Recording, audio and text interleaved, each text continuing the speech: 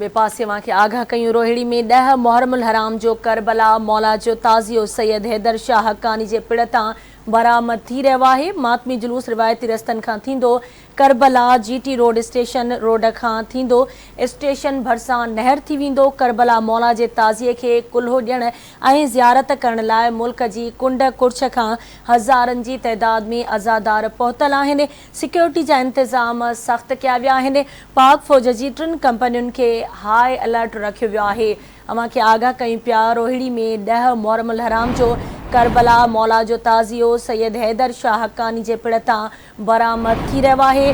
मातमी जुलूस रिवायती रस्तनि खां थींदो Karbala GT road station road खां थींदो स्टेशन भरिसां नहर थींदो।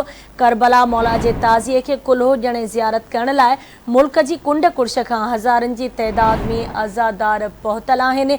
सिक्योरिटी जा इंतज़ाम सख़्त कया विया आहिनि। पाक फ़ौज जी 3 कंपनियुनि खे हाई अलर्ट रखियो वियो आहे।